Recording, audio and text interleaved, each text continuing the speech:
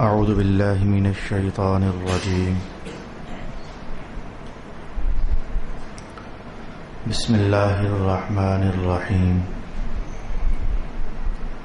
وما جعلنا لبشر من قبلك الخلد افإن مت فهم الخالدون كل نفس ذائقة الموت ونبلوكم بالشر والخير فتنة وإلينا ترجعون صدق الله مولانا العظيم الصلاة والسلام عليك يا سيدي يا رسول الله الصلاة والسلام عليك يا سيدي يا حبيب الله الصلاة والسلام عليك يا سيدي يا شفيع المذنبين وعلى آلك وأصحابك يا سيدي يا رحمة للعالمين.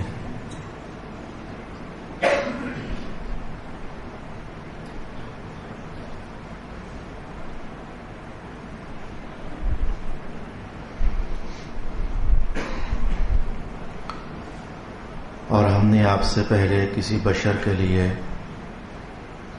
دنیا میں دوام کو مقدر نہیں کیا، سو اگر آپ کی وفات ہو جائے تو کیا یہ لوگ یہاں ہمیشہ رہنے والے ہیں؟ ہر نفس موت کو چکھنے والا ہے، اور ہم تم کو بری اور اچھی حالت میں مبتلا کر کے آزماتے ہیں، اور تم سب لوگ ہماری ہی طرف لوٹائے جاؤ گے. صدق اللہ مولانا العظیم. اللہ رب العالمین کے فضل اور اس کے کرم سے آج کی تلاوت کردہ آیات بینات پر جو تفسیری مضامین بنتے تھے گزشتہ نشست میں ہم نے سماعت کر لیے تھے. آج میں نے آمدن اور ایک دوسرے مقصد کی خاطر انہی آیات بینات کو دوبارہ آپ کے لیے تلاوت کیا ہے. گزشتہ کئی زمانوں سے آپ جانتے ہیں کہ مذہب میں بہت سارے عنوانات قرآن حکیم کے حوالے سے اور حدیث رسالت و آپ کے حوالے سے ایسے ہیں کہ جن پر ابھی تک میں بحث نہیں کر سکا اور اپنی گفتگو کے حصے آپ کی خدمت میں نہیں پہنچا سکا. پھر ایسا ہوتا رہتا ہے کہ تسلسل کے ساتھ چلتی ہوئی آیات اور صورتیں جس عنوان کو ہمارے سامنے لے آتی ہیں، ہم اس عنوان کو پھر تفصیل اور ڈیٹیل کے ساتھ سیکھنے کا اہتمام بھی کر لیتے ہیں. سبحان اللہ. بہت سارے عنوانات سمٹ آنے کے باوجود ابھی بہت سارے عنوانات باقی ہیں. ان میں سے ایک آج ہم سیکھنا چاہیں گے، اور اس عنوان کا کس کے ساتھ تعلق ہوگا یہ آیات آپ غور سے سن لیجئے. محبوب، ہم نے آپ سے پہلے کسی بھی بشر کو دوام نہیں دیا، ہر ایک آیا ہے جانے کے لیے، مرنے کے لیے. اور پھر یہ جملہ کہ أَفَإِن مِتَّ فَهُمُ الْخَالِدُونَ، اگر آپ فوت ہو جاؤ گے تو کیا یہ کافر جو آپ کی موت کا انتظار کر رہے ہیں تو کیا یہ ہمیشہ رہیں گے؟ انہیں بھی تو ہم نے بولا ہی لینا ہے. اس عنوان پر بعض ائمہ تفسیر نے رسول پاک صلی اللہ علیہ وآلہ وسلم کی آخری وقت کی کیفیات کو اپنی تفسیروں کا حصہ بنایا ہے. رسول پاک علیہ الصلوۃ والسلام کا وصال فرمانے سے کچھ زمانہ پہلے کے احوال اور وفات کے دن کے احوال، نزا کے وقت سرکار دو عالم علیہ الصلوۃ والسلام کی کیفیات کیا تھی، کچھ یہ حوالہ جات، اور مرض کے اور وفات کے ایام میں مجموعی طور پر رسول پاک صلی اللہ علیہ وآلہ وسلم نے جو اہم عنوانات ارشاد فرمائے ہیں، کچھ یہ احوال. الغرض اس جملے کے ماتحت مفسرین کرام کی ایک جماعت نے اپنی تفسیروں کے اندر یہ حوالہ قائم کیا ہے کہ کیوں نہ سیکھ لیا جائے اور کیوں نہ جان لیا جائے کہ رسول پاک علیہ الصلوۃ والسلام کی وفات پاک کن مختلف قسم کے عنوانات پر مشتمل ہے. یہ ابحاث ائمہ تفسیر نے اٹھائی ہیں. میں نے بھی اس بات کو موقع جانا اور غنیمت بھی جانا کہ اب جب کہ باقاعدہ ایک بار چوتھے سپارے کے اندر یہ حوالہ قائم ہوا تھا، لیکن وہاں یہ ساری ڈیٹیلز اور تفصیل میں نہ کہہ سکا تھا، اور آج اس وقت ہمارے سامنے خاص کر کے رسول پاک علیہ السلام کی ذات اطہر کے حوالے سے قرآن پاک نے یہ جملے ارشاد فرمائے ہیں، افإن مت، کیا اگر آپ فوت ہو جاؤ گے تو کیا یہ لوگ ہمیشہ رہیں گے؟ تو رسول پاک علیہ السلام کی وفات کا ذکر خیر قرآن حکیم نے اشارتاً کیا. تو آج کی نشست میں اور پھر اس سے اگلی نشست میں سمٹ گیا تو ماشاءاللہ وگرنہ تیسری نشست میں ہم رسول پاک علیہ الصلوۃ والسلام کی وفات کی کیفیات کو قرآن و سنت کی روشنی میں سیکھنے کا اہتمام کریں گے. جیسے احکام سیکھنا ہم مسلمانوں کی ذمہ داری ہے، قرآن پڑھنا ہم مسلمانوں کی ذمہ داری ہے، حدیث سے شناسائی حاصل کرنا ہم مسلمانوں کی مذہبی ذمہ داری ہے، ایسے ہی رسول پاک علیہ الصلوۃ والسلام کی حیات اقدس کے روشن ترین مختلف پہلوؤں کو جاننا اگر آپ سمجھو تو یہ بھی ہماری ذمہ داری ہی ہے. حضور رحمت عالم کے شب و روز کو ہم جانیں گے، سیکھیں گے، سیرت اقدس کو مطالعے سے گزاریں گے تو ہی نمونہ ہمارے سامنے ہوگا کہ کہاں رسول پاک علیہ السلام کی سنت کیا بنتی ہے، کس موقع پر رسول پاک علیہ الصلوۃ والسلام کیسے جیے. لہٰذا آج کی نشست میں شروع کرنے لگا ہوں رسول پاک صلی اللہ علیہ وآلہ وسلم کی وفات کے حوالے سے مختلف کیفیات جو حدیث شریف میں بیان ہوئی ہم انہیں سیکھنے کا اہتمام کریں گے. سب سے پہلے آپ کے لیے یہ بحث کی جائے گی کہ ہمیں جاننا چاہیے میں اور آپ ایسے ہیں کہ ہمیں معلوم نہیں ہے کہ ہم نے کب مرنا ہے، یا پھر ہماری وفات کب ہونے والی ہے، یا پھر ہم جب مرنے سے قریب بھی ہو جائیں تو میں اور آپ تو ایسے ہیں کہ ہم ان چکروں میں ہوتے ہیں کہ بچ ہی جائیں، نہ ہی مریں، دوائی کھا لیں، انجیکشن لگا لیں، ہم جینے ہی کے چکروں میں ہوتے ہیں، ہم فی الحال مزید آگے نہیں جانا چاہتے ہوتے ہیں. تو جب جانا نہیں چاہتے ہوتے ہیں تو ہمیں یہ بھی نہیں پتا ہوتا ہے کہ ہم نے کیا آج مر جانا ہے یا کل مر جانا ہے یا پرسوں مر جانا ہے. آپ اور میں تو کچھ اس طرح کے واقعہ ہوئے ہیں، لیکن رسول پاک صلی اللہ علیہ وآلہ وسلم کو اللہ تعالیٰ نے ان سب باتوں سے بہت ماورا اور اونچا پیدا فرمایا ہوا تھا. رسول اللہ علیہ السلام کو نمبر ایک بار تو اللہ تعالیٰ نے بتا دیا ہوا تھا کہ آپ نے کب ہمارے پاس تشریف فرما ہونا ہے، کب آپ کا وصال ہوگا. پھر رسول اللہ علیہ الصلوۃ والسلام نے اپنے اس علم کو ملنے کے بعد ہر چوتھے دن ہر کسی فنکشن میں، ہر کسی بڑے اجتماع میں رسول پاک علیہ السلام بار بار اشارے فرماتے چلے جا رہے تھے، بس بھائی میں جانے والا ہوں، بس بھائی میں جانے والا ہوں، بس بھائی میں جانے والا ہوں، کچھ سیکھ لو، حاصل کر لو، بس میں یہاں سے رخصت ہونے والا ہوں. تو رسول پاک صلی اللہ علیہ وآلہ وسلم نے وہ کیفیات پھر حدیث شریف میں ارشاد فرمائی. تو آئے ہم دیکھتے ہیں کہ اس سلسلے میں رسول اللہ علیہ السلام نے کیا کیا کیا اپنے جانے کے حوالے سے صحابہ کرام کو ارشاد فرمایا ہوا تھا کہ بھئی یہ کر لو، یہ کر لو. مختلف رشوں کے موقع پر، مختلف ہنگامہ حیات کے موقع پر رسول اللہ فرمائے چلے جا رہے تھے. تو ان میں سے ایک روایت یہ ہے جسے میں امام بخاری اور امام دارمی اور ابن رجب حنبلی تینوں کی روایات کو ملا کر تو میں ایک بنا کر آپ کے سامنے پیش کرنا چاہتا ہوں. رسول پاک علیہ الصلوۃ والسلام نے آج جو حج فرمایا، آپ نے ایک ہی حج فرمایا زندگی بھر میں، 4 آپ نے عمرے فرمائے اور ایک آپ نے حج فرمایا. تو جب حج کا موقع تھا تو رسول پاک علیہ الصلوۃ والسلام اونٹنی پر تشریف فرما تھے. صحابہ پیدل تھے، بعض صحابہ اونٹنی پر تھے، یہ بھی روایات ملتی ہیں. لیکن خاص کر کے جب طواف ہو رہا تھا، صفا اور مروہ کی سعی ہو رہی تھی، تو رسول پاک صلی اللہ علیہ وآلہ وسلم سواری پر بیٹھے ہوئے تھے. تو آپ بار بار یہ جملہ ارشاد فرماتے کہ خذوا منی مناسککم، خذوا منی مناسککم، خذوا منی مناسککم. کبھی یہاں رک کر، کبھی وہاں رک کر، کبھی وہاں رک کر، یعنی جہاں جہاں آپ محسوس کر رہے تھے کہ مجھے یہاں بھی بتا دینا چاہیے، مجھے یہاں بھی بتا دینا چاہیے، کبھی مینا کے اندر بھی، کبھی صفا اور مروہ کے اندر بھی. اس جملے کا ترجمہ یہ بنتا ہے کہ لوگوں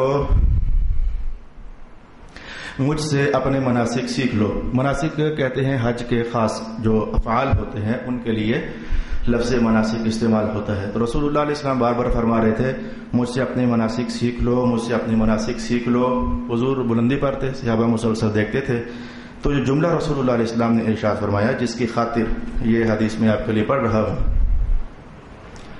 آپ نے فرمایا کہ اگلے سال میں تم میں نہیں ہوں گا.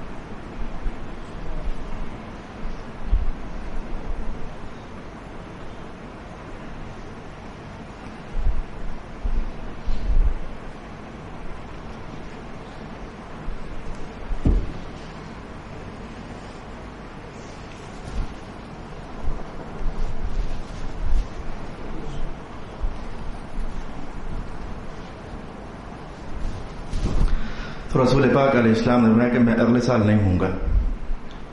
میرا مقصد صرف یہ جملہ آپ تک لانا ہے. اللہ رب العالمین نے آپ کو بتا دیا کہ آپ اگلے سال نہیں ہوگے. ہم اہل سنت کا ایمان اور نظریہ اور عقیدہ خاص کر کے رسول پاک علیہ الصلوۃ والسلام کی ذات اقدس کے حوالے سے یہی ہے کہ اللہ تعالیٰ نے آپ کو بتا دیا ہوا تھا کہ اب ہم آپ کو اپنے پاس واپس بلانے والے ہیں. ایک حدیث کے الفاظ میں نے کہے حج آپ کا مکمل ہوا جو بار بار اعلان کرنے تھے آپ نے کیے. تو واپس مدینہ تشریف فرما ہو رہے تھے تو راستے میں ایک جگہ پڑتی ہے جو تاریخ عالم جانتی ہے, وہ بڑا معروف نام ہے غدیر قوم. ایک کنویں کا نام ہے جگہ کے حوالے سے غدیر قوم. تو رسول پاک علیہ السلام کا قافلہ مبارک وہاں رکا. وہاں کھڑے ہو کر پھر حضور نے اشارے کچھ اس طرح کے کلام جس کا معنی یہ تھا کہ بس میں جا رہا ہوں, وہ الفاظ میں آپ کے سامنے پڑھنا چاہتا ہوں. رسول پاک علیہ السلام نے فرمایا کہ انما انا بشر مثلکم, بھائی میں بھی تمہاری طرح بشر بن کر تو یہ اعلان کر رہا ہوں جیسے باقی سب کو جانا ہے تو مجھے بھی جانا ہے. ان قریب اللہ کا پیغام میرے نام آنے والا ہے تو میں لبیک کہہ دوں گا. ادھر رسول پاک علیہ السلام نے یہ جملہ پھر ارشاد فرما دیا اور فرمایا کہ ایک نصیحت یاد رکھو اور ایک یہ بات بھی یاد رکھو. نصیحت یہ تھی کہ میرے بعد کتاب اللہ کو مضبوطی سے پکڑے رکھنا, اور ساتھ فرمایا کہ میرے بعد اہل بیت کو مضبوطی سے پکڑے رکھنا, ان سے وفا کرنا, میرے گھر والوں کے ساتھ وفا کرنا.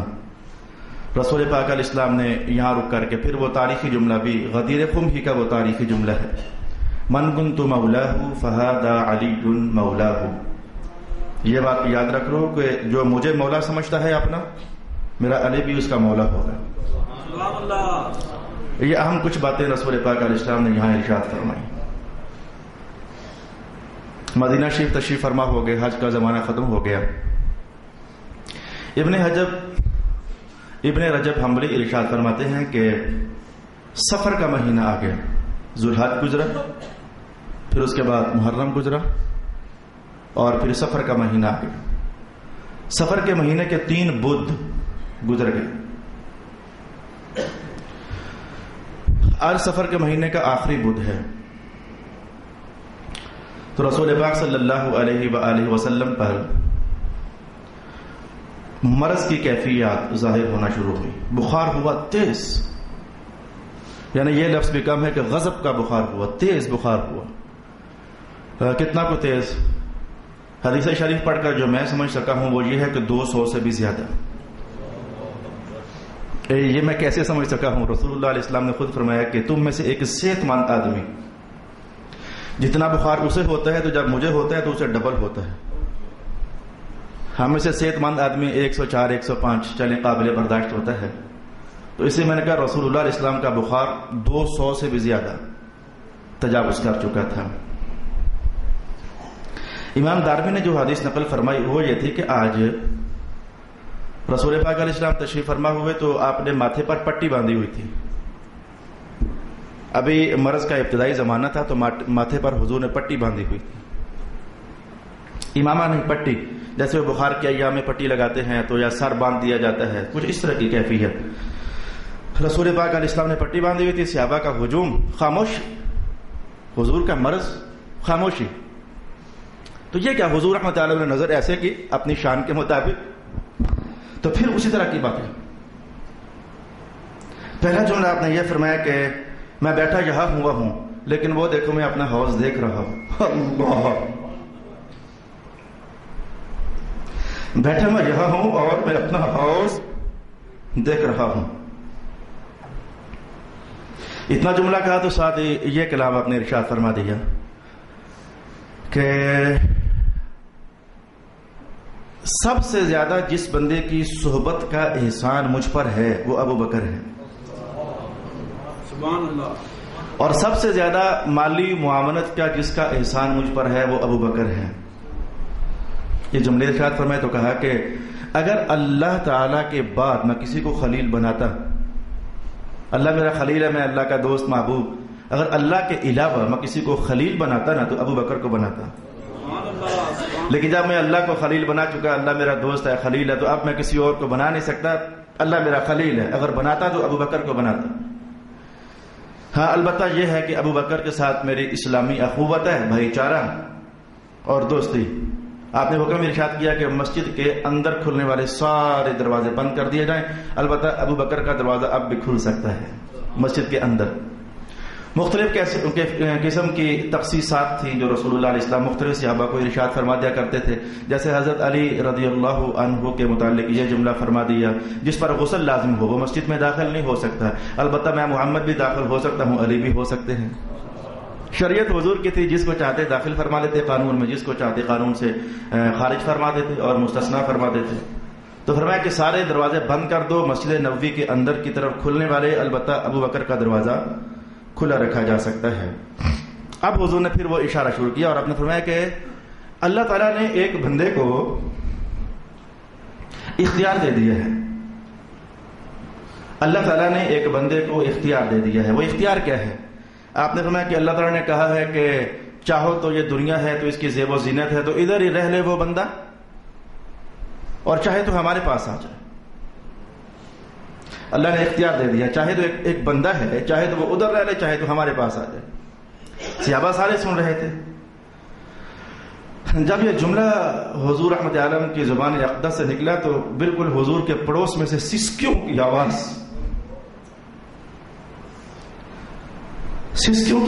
تیز تیز سسکیاں. جو صحابہ دور بیٹھے ہوئے تھے انہوں نے جب اس حدیث کو نقل کیا وہ کہتے ہیں کہ ایک بندہ رو رہا تھا، اور جو قریب بیٹھے ہوئے تھے انہوں نے دیکھا تھا کہ وہ بندہ کون ہے. وہ حضرت ابو بکر صدیق رو رہے تھے.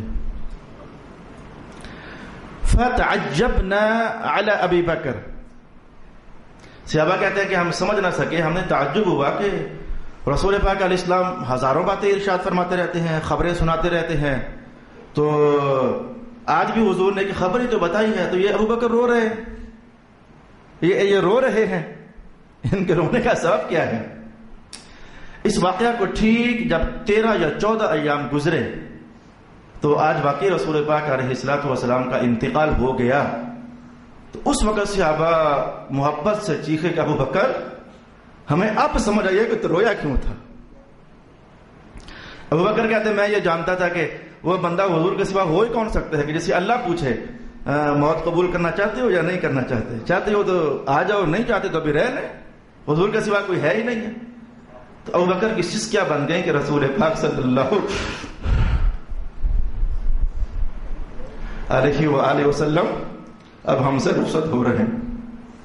اصل ماجرا یہ ہے کہ ہم کبھی محبت کی اس گلی سے گزرے نہیں، ہمیں پتہ نہیں کہ یہ بچھوڑے ہوتے کیا ہیں اور یہ جدائیاں ہوتی کیا ہیں. ہم نے کبھی اتنی گہری محبت جہاں بھی کرنی چاہیے تھی کبھی کی نہیں، اس لیے وہ درد نہیں پتا ہمیں.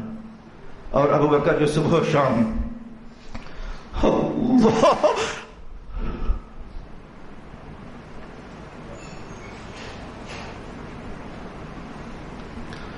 حضور خود فرما رہے ہیں کہ سب سے زیادہ صحبت پائی ابو بکر نے ہے. جس بندے کی صحبت کا سب سے زیادہ مجھ پر احسان ہے ابو بکر. جو مشاہد انہوں نے کیے تھے، جو مناظر انہوں نے دیکھے تھے.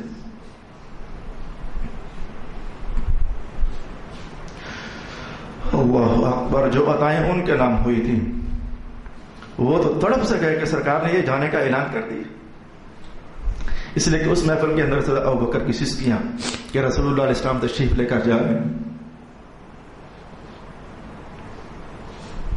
یہ ایک اور موقع تھا کہ رسول اللہ علیہ السلام نے اپنے جانے کے اشارے دینے شروع کر دیے. کبھی کہا کہ لوگوں اپنے مناسک مجھ سے لے لو، سیکھ لو، میں تمہیں سکھا رہا ہوں.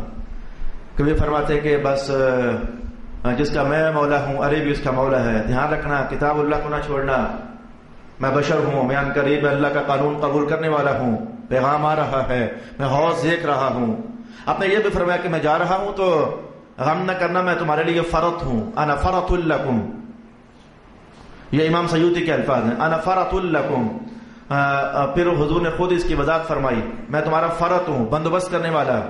تو عامت الاحادیث میں نہیں، لیکن جو روایت امام سیوطی نے نقل فرمائی اس میں اس کی وضاحت ہے، میں تمہارا بندوبست کرنے والا ہوں. حضور کیا؟ تو میں جب تم کچھ کرتے ہو تو اللہ میری نگاہوں سے گزار کر اپنے پاس بلاتا ہے. تمہارے اعمال میری نظروں سے گزرتے ہیں تو پھر وہ اللہ تعالیٰ کے دربار میں پہنچتے ہیں. اور یہ قرآن کا بیان ہے، سَيَرَى اللَّهُ عَمَلَكُمْ وَرَسُولُهُ. اللہ بھی ان قریب تمہارے اعمال کو دیکھے گا، اللہ کا رسول بھی دیکھے گا. یہ 11ویں سپارے میں قرآن حکیم کا بیان. تو جب تمہارے اعمال میرے سامنے سے گزرتے ہیں تو اگر اچھے اعمال ہوں میں تو اللہ کا شکر ادا کرتا ہوں، مولا میری امت خیر کما رہی ہے. اور اگر تمہارے اعمال برے ہوں تو میری نگاہوں سے جب گزارے جاتے ہیں تو میں فرط ہوں، میں ادھر ہی کہتا ہوں اے اللہ اس کو بخش دے، اے اللہ اس کو بخش دے، اے اللہ اس سے خطا ہو گیا معاف کر دے، اے اللہ اس کو معاف کر دے. میں تمہاری خطاؤں پر بخشش اللہ رب العالمین سے طلب کرنے لگ جاتا ہوں. تو بالکل انہی آخری ایام میں حضور کے گھر کے اندر کی گواہی کیا ہے؟ حضرت ام المؤمنین عائشہ رضی اللہ عنہا ارشاد فرماتی ہے کہ بالکل انہی آخری ایام میں رسول پاک علیہ السلام نے ان کلمات کو زیادہ پڑھنا شروع کر دیا. یہ کلمات کون سے؟ میں آپ کے لیے تلاوت کرنا چاہوں گا. سبحان اللہ وبحمدہ استغفر اللہ واتوب الیہ. سبحان اللہ وبحمدہ استغفر اللہ واتوب الیہ. سبحان اللہ وبحمدہ استغفر اللہ واتوب الیہ. آتے جاتے اٹھتے بیٹھتے لیٹتے خلوتوں میں حضرت ام المؤمنین کے ساتھ یہ کلمات کثرت. تو آپ نے ایک دن پوچھ لیا یا رسول اللہ یہ کیا ماجرا ہے، یہ کچھ آج کل آپ کلمات پڑھ رہے ہیں زیادہ، تو پہلے بھی آپ آتے جاتے تھے لیکن ان کلمات کی اتنی کثرت نہیں تھی جتنی کثرت اب آپ فرما رہے ہیں. استغفر اللہ واتوب الیہ، سبحان اللہ وبحمدہ. یہ کثرت یا رسول اللہ کوئی خاص بات ہے؟ رسول پاک علیہ الصلوۃ والسلام نے کہا ہاں خاص بات ہے. اچھا جی وہ خاص بات کیا تھی؟ آپ نے فرمایا کہ مجھے اللہ تعالیٰ نے بتایا تھا پچھلے زمانوں میں، اللہ پاک نے مجھے حکم ارشاد فرمایا تھا کہ ان قریب آپ کی امت میں ایک علامت ظاہر ہوگی. جب وہ علامت ظاہر ہو نا تو پھر آپ یہ کلمات زیادہ پڑھنا. تو وہ علامت میں دیکھ چکا ہوں، ظاہر ہو چکی ہے، تو اب میں اللہ کے حکم کی اتباع میں اور تابعداری میں اور اطاعت میں یہ کلمات زیادہ پڑھ رہا ہوں. پوچھا حضور وہ علامت کیا تھی؟ کہا جو قرآن کی حکیم میں اتری ہے. حضور کون سی؟ آپ نے یہ سورت تلاوت فرمائی، اذا جاء نصر اللہ والفتح ورأيت الناس يدخلون في دين الله افواجا فسبح بحمد ربك واستغفر. یہ کلمات اس سورت کا حصہ ہیں کہ ان قریب ایسا وقت آنے والا ہے، اللہ کی مدد آ جائے گی، کامیابیاں ہو جائیں گی، پھر لوگ ایک ایک دو دو تین تین نہیں، فوجیں بن بن کر اسلام میں داخل ہوں. جب ایسا ہو جائے تو پھر سمجھ جانا کہ اب آپ کے لیے وہ حکم ہے سبح بحمد ربک واستغفرہ، اللہ کی تسبیح بھی آپ کہیے گا اس وقت، پھر آپ حمد بھی بیان کیجئے گا، اور پھر استغفار والے کلمات بھی اپنی زبان اقدس سے ادا کیجئے گا. کیونکہ اب میں دیکھ چکا ہوں کہ فوجیں اور جماعتوں کی جماعتیں، گروپس کے گروپس اسلام میں داخل ہو رہے ہیں. وہ اصل میں یہ کلمات سنا کر حضور اشارہ دے رہے تھے جس مقصد کی خاطر میں آیا تھا وہ مقصد پورا ہو چکا ہے. وہ خفیہ کھاتے اندر کھاتے رسول پاک علیہ السلام یہ کلمات ارشاد فرما رہے تھے کہ جس مقصد کی خاطر میں بھیجا گیا تھا وہ مقصد پورا ہو گیا. فوجوں کی فوجیں اسلام میں داخل ہو رہی ہیں، تو میں اس لیے یہ کلمات زیادہ کثرت کے ساتھ انہیں ادا کر رہا ہوں. پھر رسول اکرم صلی اللہ علیہ وآلہ وسلم ایک دن اپنے بستر ناس پر علالت اور مرض کی حالت میں تشریف فرما تھے، تو حضرت خاتون جنت سیدہ زاہدہ طاہرہ طیبہ طاہرہ فاطمہ رضی اللہ تعالی عنہا ملاقات کے لیے تشریف لائیں. تو رسول پاک علیہ الصلوۃ والسلام اکثر تو ایسے ہوتا کہ کھڑے ہو کر آپ ملا کرتے تھے، خاتون جنت کو کھڑے ہو کر ملتے اور ماتھے پر بوسہ دیتے، شفقت فرماتے. لیکن علالت شدید تھی، 13 روز مسلسل رسول پاک صلی اللہ علیہ وآلہ وسلم اپنے مرض میں رہے. 13 روز مسلسل. ان 13 روز مسلسل میں پھر کچھ احادیث شریفہ ایسی ہیں جو میں عنقریب آپ کے لیے تلاوت کرنا چاہوں گا ابھی تو، لیکن میں یہ بات ذرا آپ کے لیے پوری کر لوں. 13 روز رسول پاک علیہ السلام مسلسل بستر مرض پر رہے. تو آج حضرت فاطمہ رضی اللہ عنہا ملنے کے لیے آئی تو رسول پاک علیہ السلام بستر پر ہی ملاقات فرمائی. خاتون جنت قریب ہوئی، ماتھے کا بوسہ حضور رحمت عالم نے لیا، اور ادھر سے ہی جیسے بندہ گلے ملتا ہے تو کان میں کوئی بات کہتا ہے، تو حضرت فاطمہ کے کان میں رسول پاک علیہ السلام نے کوئی بات کہی. آپ رونے لگ گئے، سر اٹھائے تو رونے لگ گئے. پھر حضور کا پھر میرے پاس آ، پھر اپنا سر میرے پاس کر بیٹی فاطمہ، سر پھر میرے پاس کر. حضرت فاطمہ نے پھر سر حضور پاک علیہ الصلوۃ والسلام کے قریب کیا تو حضور نے کان میں پھر ایک بات ارشاد فرمائی. اب جو سر ہٹا تو آپ ہنسنے لگ گئے. میں بتا رہا ہوں کہ حضور کے گھر کے اندر بھی یہ اعلانات جیسے چل رہے تھے. حضرت عائشہ فرماتی ہیں کہ میں نے یہ کیا دوہرا منظر دیکھا، حضرت فاطمہ کا دوہرا منظر میں نے دیکھا کہ ملنے کے لیے آئی ہیں، سر کا بوسہ ہوا ہے اور کان میں کوئی بات ہوئی ہے، تو رسول پاک علیہ السلام نے فرمایا سر الگ ہوا تو رو گئی، پھر قریب کیا تو پھر ہنسنے. میں نے کہا فاطمہ یہ کیا، یہ کیا بات کیا ہوئی ہے؟ میں وہ راز جاننا چاہتی ہوں کہ ایک بار حضور نے کوئی بات کہی تو آپ روئی، پھر حضور نے کوئی بات کہی تو آپ ہنسی، میں وہ راز جاننا چاہتی ہوں. خاتون جنت کہنے لگی میں چلیں وہ راز کھول دیتی ہوں. میں وہ راز کھول دیتی ہوں کہ حضور نے کیا بات ارشاد فرمائی ہے. آپ نے فرمایا کہ جب پہلی بار میں حضور کے لبوں کے قریب اپنے کان کیے تو آپ نے فرمایا تھا کہ بیٹی میں جا رہا ہوں، بیٹی میں جا رہا ہوں.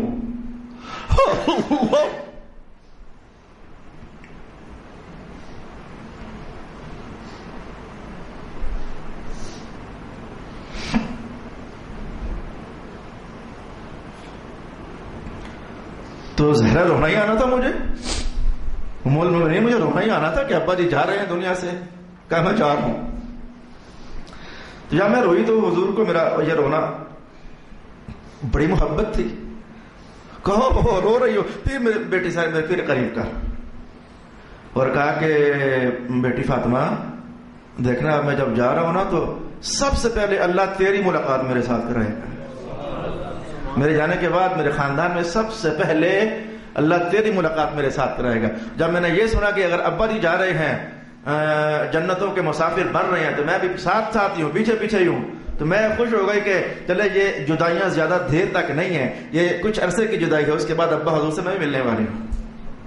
تو گھروں کے اندر بھی رسول پاک صلی اللہ علیہ وآلہ وسلم یہ اعلانات فرماتے چلے جا رہے تھے کہ بس میں جا رہا ہوں، اعلانات ہو رہے ہیں، تیاریاں ہو رہی ہیں، میں اپنا حوض دیکھ رہا ہوں، لوگوں مجھ سے لے لو، اپنے مناسک سیکھ لو، یہ کر لو وہ کر لو. یہ ساری وہ چیزیں تھیں جو کہ اللہ تعالیٰ نے رسول پاک صلی اللہ علیہ وآلہ وسلم کو وقت سے پہلے ہی بتا دی ہوئی تھی. میرا خیال ہے کہ آج کی نشست میں ہم انہی چند روایات پر اکتفا کرنا چاہیں گے کہ جن میں ہم نے یہ بات جانی کہ اللہ تعالیٰ نے رسول پاک علیہ السلام کو علی وجہ الکشف، علی وجہ البصیرت یہ علم پاک دے دیا ہوا تھا کہ اب آپ ہمارے پاس تشریف لانے والے ہو، آپ تیاریاں کر رہے ہیں۔ یہ جو امراض ہیں، مرض، یہ بھی رسول پاک علیہ السلام کے لیے اللہ کی طرف سے وہ اعلان تھا کہ بس آپ یہ دیکھیں نا، ہم آپ کو بلانا چاہتے ہیں۔ انشاءاللہ العزیز اگلی نشست میں کچھ مزید حقائق ہیں جو ہم سیکھنے کا اہتمام کریں گے۔ وآخر دعوانا ان الحمد للہ رب العالمین۔